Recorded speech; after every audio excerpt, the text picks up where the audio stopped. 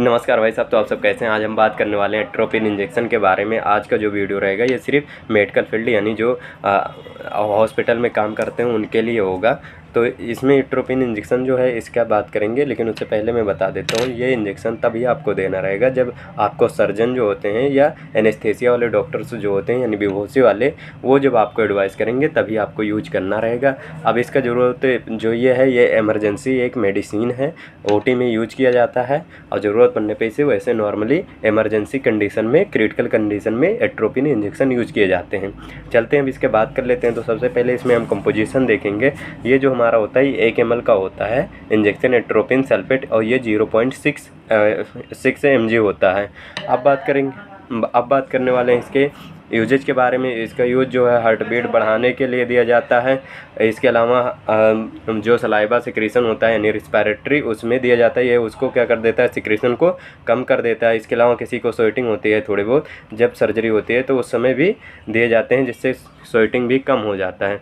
अब बात करते हैं इसके अलावा आई एग्जामिनेशन के लिए यूज किया जाता है। जो हमारे ये छोटी वाले ब्लैक्स होते हैं जिसमें प्रतिबिंब बनता है यानी इमेज बनता है, उसको डायलेट कर देता है। तो उस समय जब आई का एग्जामिनेशन करते हैं तो वो आई वाले डॉक्टर्स भी यूज करते हैं।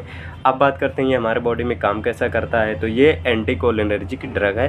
ये हमारे एसिटाइल कोलिन को क्या कर देते हैं, ब्लॉक कर देते हैं, जिससे क्या हो जाते हैं, हमारे मसल्स रिलैक्सेंट हो जाते हैं और हार्ट बीट बढ़ जाते हैं और जो हमारे सलाइवरी सिक्रीशन होते हैं वो बंद हो जाते हैं या कम हो जाते हैं। अब इसका डोज का इसको मतलब कब दिया जाता है, जैसे किसी का हार्ट बीट कम हो गया है और सलाइवा सिक्रीशन बढ़ गया है, यानी जब सर्जरी हो रही होती है तो उस समय सलाइवा उनके म्यूकस प्रोडक्शन होने लग जाता है, तो उसको कम करने के लिए दिया जाता है, या स्वेटिंग होती है तब दिए जाते हैं। अब बात करेंगे कितना हार्ट बीट आ जाता है तब दिया जाता है। जैसे किसी का 40 और 50 के बीच में है तब दिया जाता है, और अगर किसी पेशेंट का ऑलरेडी पहले से इतना रह रहा है तो ये इंजेक्शन नहीं दिए जाते हैं। तो ये जो डिपेंड करता है इंजेक्शन देने के लिए, ये डॉक्टर डिसाइड करते हैं उसके पेशेंट के हिस्ट्री और पेशेंट की कंडीशन पे, तब ये इंजेक्शन एडवाइस करते हैं आपको कितना देना है। इसमें से हम बात करते हैं कि इसका साइड इफ़ेक्ट है माउथ ड्राइनेस हो सकता है।